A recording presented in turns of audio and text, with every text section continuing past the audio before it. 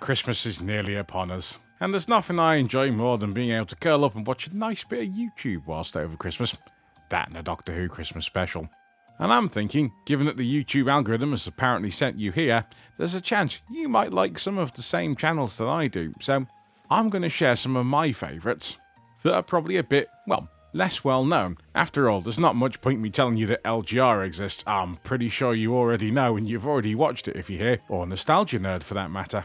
I mean, you all know about Slopes in his games room, Neil in his cave, Adrian in his digital basement, Noel in his lab, Kim and her justice, and Perifractics and his retro recipes. Let's all say it together, PCB Way. Speaking of PCB Way, they're the sponsors of today's video, and in fact many other videos on YouTube. PCB Way, wait for it, printed circuit boards for you. Yep, you send them in design, you upload them onto the website, and you get your PCBs back in the post. And if that wasn't quite enough for you, they also do CNCing, 3D printing, and of course pick and place for the parts for your PCB. Right, let's start with the first channel we're going to recommend, Rose Tinted Spectrum.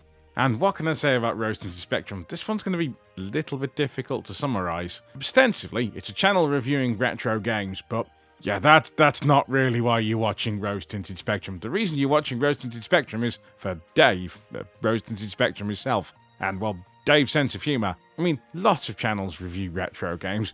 No one reviews them quite like Dave. Apart from the fact that he has a rather good knack of just cutting to the soul of a game and telling you, what it's about. Usually in a fairly short and comic way. Come the end of the video, you find you don't really care that much about what he's told you about the game, because you've had such a good laugh on the way to getting to the end of the video. In a way, the enjoyment of watching the video is not the review itself, although, as I said, those reviews are quite good. It's just the way in which he does it and puts it across. I mean, sometimes reviews quite literally are poetry, or at least in the case of Jumping Jacks. And you do find you get an insight into the game itself, like when he did his review of Rick Dangerous. But sometimes you find you've just spent half an hour watching him try and play Jet Set Willy whilst blindfolded. I should also mention Breaking Bad Influence, which, while funny for a lot of people, is going to particularly resonate from people from the UK from let's say a certain age. One of the big TV shows when I was a kid that was about computers and computer games and technology in general was Bad Influence, starring Andy Crane and Violet Berlin. Now, it's clear that Rosie has quite a love of this show, but does not mind taking the piss out of it, and he does so extraordinarily well. So if you're looking for a way into his channel, then Breaking Bad Influence is a really good place to start. Now, I like a channel with a good format, and you other YouTubers can't deny. And this channel has one heck of a format. We're talking about Yesterzine. Now, we often don't talk about how important to the world of computing in games that magazines were back in the day. It's how we found out about the games that were available then, what was coming up, the backstory of those games, and of course all the new hardware that was about to come out and its development process. And this is what Yesterzine provides for us. Each month, Dudley takes us through a particular edition of a magazine, looking at the various games that were reviewed in it, and giving us a lot of detail about those individual games. But he also gets into sort of the politics and the business of being a magazine back then. He points out where a magazine might have reviewed a game that wasn't quite finished yet, and the version that they saw and reviewed was a bit different to the one that was available on store shelves later on in the year. We also get to see where a magazine has produced a score that, well, let's put it this way, it's political to say the least, where the amount of advertising placed with them via various games companies might have impacted the score that they felt they had to give a game. But also, again, you may be sensing a theme with my selections here. Sense of humour is pretty big to me for whether I watch something or not, and yeah, there's a lot of humour in this. I mean, very dry humour, but humour nonetheless. It's the sort of humour your mum would like. Yes, that your mama reference will make some sense if you actually go and watch the channel. Go watch the channel. Next up we have Tamaracade, a channel run by someone called Tamara. And what we essentially get in each video is an incredible ball of energy that has gone down a deep rabbit hole on a particular game, and we are going to find out all about it. So, no matter what game it is, you're going to get a lot of background of the game itself, sometimes how it came to be, various development challenges it had, but also we're going to get into the game mechanics and any of the odder aspects of the game. And quite often she picks games that have some pretty odd aspects to them. You're also going to learn something about heavy metal from almost every video. And honestly, that is no bad thing.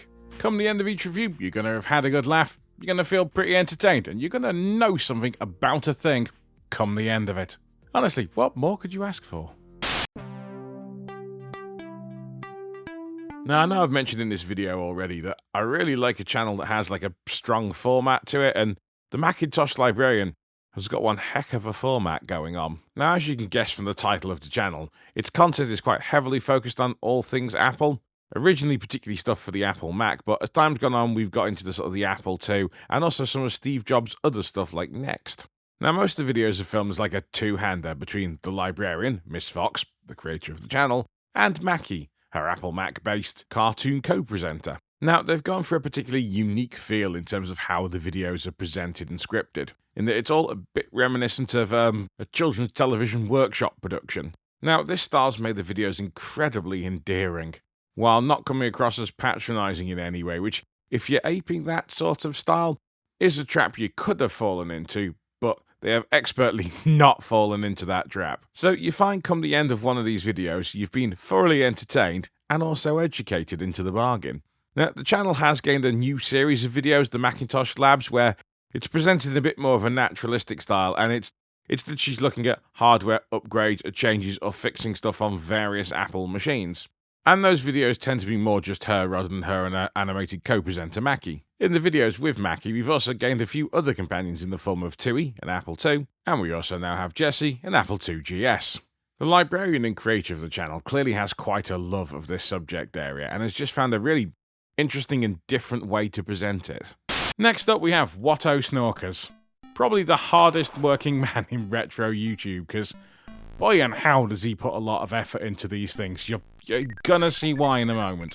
And even if you've not already seen the channel Watto Snokers, you've probably seen the guy James behind it in quite a few other people's videos. When he's not doing loads of work on his own stuff, he's quite happy to film bits for other people as well and be on their channel. In fact, he's been on mine quite a few times. So the channel's largely based around typing computer games. This was a thing you used to get in the late 70s and 80s, where you get books or magazines essentially containing the source listing to a game, and you'd enter that in on your computer, and then you get to play it. Now, during the course of video, James will take us through the background for the game and the sort of setting of it, and then he'll take us through how the code of that game is structured, and typically he'll make some improvements in it and fix some bugs along the way. And the snorkified version of the game at the end is usually a lot better than the game that was in the source listing to start with. Now, that probably sounds interesting enough to give it a go for at least a few videos, but that's really not the appeal of this channel. In fact, that's such a dry description of what this channel is about. It'd be like describing Indiana Jones as a series of films about an archaeologist's summer break, because between all the explanations of typing games and how the game's structured and how he improves it, there are a whole series of bits with James in various costumes with various props, doing all sorts of random stuff. Sometimes there's even a song. And even if typings are not your thing, the stuff related to the typings that James does around it, well, that might very much be your sort of thing. Next up we have Mr. Johnny Blanchard and the channel reEnthused. Now, of all the channels I've covered today, reEnthused has probably had the biggest impact on this one. I mean, that's not just down to the fact that Johnny has been, like, really helpful in my sort of YouTube journey, as it were. Oh god, I can't just believe I used the phrase YouTube journey. But honestly, it was quite a big impact on how I think YouTube should be done.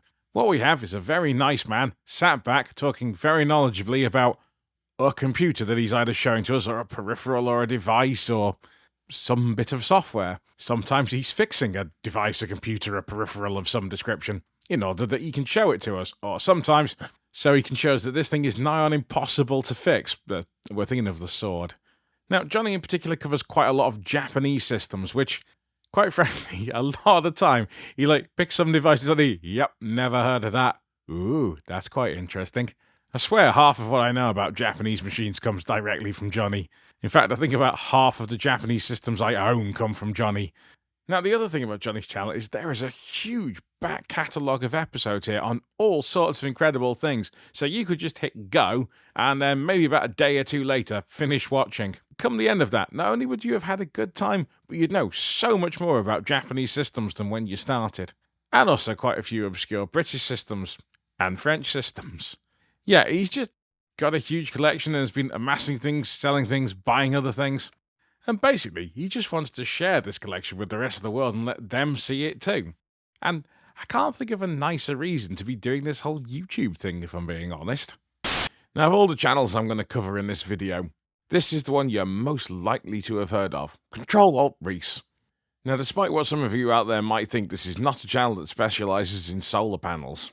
Yes, he did have one very successful video about that, and some people seem to take that to mean that his channel was all about solar panels, and it's really not. It was just like 1 or 2 videos. I mean, they were good videos, don't get me wrong, but that is not what that guy's channel is about. Not like all the channels I've discussed here today. It's about retro stuff. Now, Rees covers a wide variety of topics under the category of retro, but I don't think he'll mind me mentioning that he is quite the fan of Atari and Atari stuff, and he knows a lot about Atari and Atari stuff.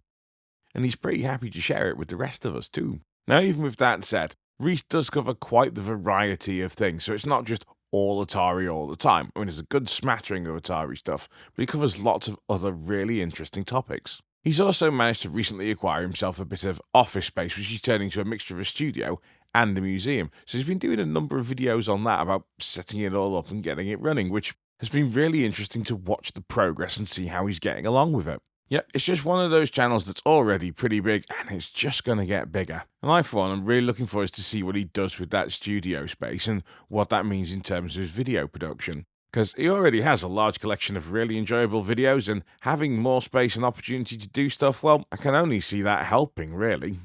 Right, hands up, who likes videos where someone fixes old computers? I hope some of you got your hands up, because I really like videos of people fixing old computers, and I particularly like this channel, where this guy fixes old computers. Yes, it's Lee, and more fun making it. Yeah, and like all the channels I've mentioned here, yeah, there's a pretty good sense of humour involved as he goes through it. You get to see Lee, with occasional interruptions from future Lee, pointing out where current Lee is about to make a mistake, taking us through the repairs for whichever machine happens to be on the bench today.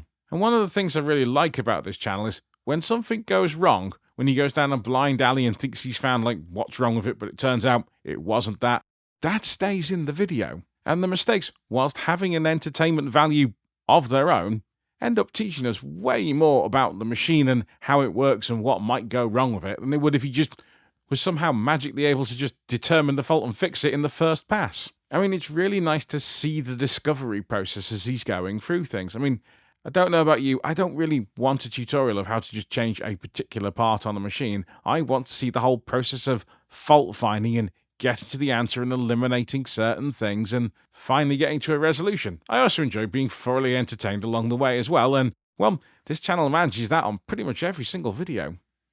Next we have Casual Retro Gamer, or Glenn as he's otherwise known, or CRG.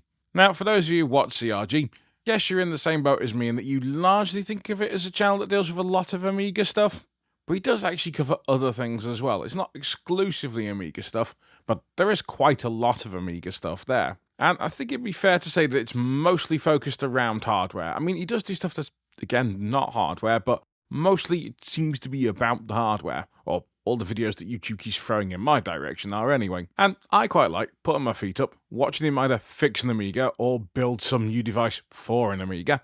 But also it's just the way he's kind of casually chatting about it as he goes.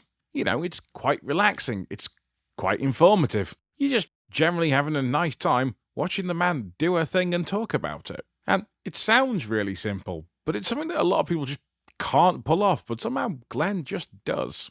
So if you're after fairly relaxing YouTube content on a mostly Amiga-ish sort of theme, then stick one of his playlists on, grab a cup of tea, sit back and enjoy yourself.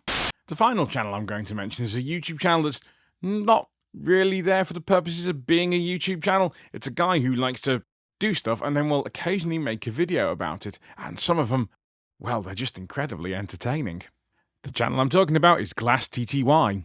The channel's created by John Newcomb, the guy behind Telstar, which, for those who haven't tried it, is a modern-day implementation of a Prestel-like service, so you can see what it was like to use a view data service back in the day. In fact, unsurprisingly, his first couple of videos are about Telstar, so if you're intrigued about what Prestel was like, or would like to see a view data service, or even set one up yourself, well, that's the first couple of videos have got you covered. But lately he's been doing a series of videos about the NASCOM, which is a UK computer from the 1970s, and, well, he's found a very entertaining way to explain to us what it was like to be an owner of a NASCOM in the 70s and early 80s. So if you're interested in what that might be like and how trivially one could have electrocuted yourself, go check the channel out. Up next we have Gouldfish on Games. Now you'll not die of shock to discover that this is a channel that covers, wait for it, games. He also does occasionally do some hardware stuff here and there as well, but mostly it's games related. Now for Amiga fans, there's quite a lot of Amiga content here, including two of the more regular series he has running on his channel, quite heavily Amiga focused. One of those series looks at games from another platform and sees what their Amiga equivalents are. So, what's the best Street Fighter-like game for the Amiga? Was it actually Street Fighter? What's the most Sonic-like platformer on the Amiga? Now, one of the things I particularly like about that series is I get to discover some games that I never played on the Amiga because I didn't have, or just didn't know it existed. And the next one we're going to talk about is Cover Disc Face Off. This is where he takes a couple of magazines and gets to show us the cover discs that were on those magazines and compare them relative to each other. All the magazines are from the same month of the same year. And this again is helping to preserve that magazine history that we don't really talk about, or at least most retro YouTube channels don't, that was so important to us back then because, we didn't have the internet. Now, I think all the ones he's done happen to be Amiga cover disc magazines, or at least I don't remember there being one that isn't the Amiga. And again, I quite love this because we get to see games that ended up not getting released or changed a bit between the cover disc version and the version we get to see on store shelves, but we also get to see the productivity and development applications that were put out on cover discs sometimes, particularly from the likes of Amiga format. And this means we get to see the sort of software being discussed that ordinarily nobody covers. Also, sometimes when discussing games, we do get a bit of a unique insight because the guy behind the channel has actually worked in the games industry. And that brings a slightly different perspective than perhaps other YouTubers might offer. It's crap contents. It's crap contents. It's crap content. Next we have Crap Content, a channel that doesn't do what it says on the tin. Now I'm pretty sure this must be the oddest channel in the entire list that I've listed today, or indeed one of the oddest channels, full stop. It has a very particular style and aesthetic to it that lends itself extremely well to Daft's fairly dry sense of humour. Although sometimes there's just straight up comic skits in here as well, it really have picked a hard to describe channel with this one. Ostensibly, each episode is a review of a game, or series of games, most of the time. And while the game review is a pretty good game review, but let's face it, that's really not why I'm watching. I'm watching for the humour again. Somehow Daft puts these all together on a mobile phone. God only knows how, but somehow she does. Which just goes to show you, all you need for a YouTube channel really is just a mobile phone. Our next channel is all about a man called Lee and his workshop. And if you're feeling a sense of deja vu, do not worry, different Lee, different workshop. Yes, this time I'm talking about Lee Smith and his workshop in Lee Smith's workshop. Now, this Lee, he also does repair stuff, and throughout some really interesting repair stuff. I mean, you should see the Atari 800 that was nearly dissolved in acid that he fixed. Lee also creates and designs his own hardware. I think most famous of all is probably the Metrum, the replacement case, and more importantly, mechanical keyboard for the ZX Spectrum. Yes, you too could have a rubber-keyed wonder, but this time with actual decent keys that are not made of rubber. In fact, I believe he's doing a new batch of them, because he also has a website where you can buy some of the things that you see him design on the channel. And clearly Lee has a great joy of what he does and the stuff that he gets to do, but he's also prepared to leave the mistakes, and when things don't quite go right and he's got a different problem to solve, it stays in the video. So you get to see a true journey, not just the edited highlights that he thought was okay to put on YouTube. Now, to me, this is one of my favourite bits of some of the YouTube channels I've mentioned here today. Sometimes the mistakes are far more interesting than it just, going smoothly. And I'm aware I'm going off on a bit of a tangent here, but I'm sure some of you have experienced this with me. I mean, if you take a channel like Adrian Black's Digital Basement, Adrian's videos are at their peak when somehow it just doesn't quite work out and you hear the phrase, "Oh, interesting," from him. To the point where I think a hallmark of a good channel, about retro tech anyway, is leaving the mistakes in when stuff doesn't work, when it goes wrong. We all learn far more from that and get a much more realistic experience of what it's like to deal with this stuff. I get why for TV you'd feel the need to sanitize this stuff and clean it up for a more regular audience, but if you're here watching this, chances are you're not the regular audience. You're someone who quite likes this whole area and has quite a lot of interest in it and would like to, know more and the details to go with that more. And to help turn this back to the original topic, yeah, Lee Smith gives you that. So I'm hoping amongst that selection of, well, some of my favourite YouTube channels that there's some that, well, that you're going to enjoy watching too. I mean, after all, that is the whole point of this thing. Now, just in case you're wondering, is there any significance to the order in which I've referenced these channels? No, not at all. In fact, I took a list of them and I got a computer program to randomise them because I couldn't come up with a decent running order for them. Now, you may call that the coward's way out, and I entirely agree. So I hope you all have a great Christmas, or if you're watching this after Christmas, that you've had a great Christmas. And I'll see you all in the new year once I finally make, another video.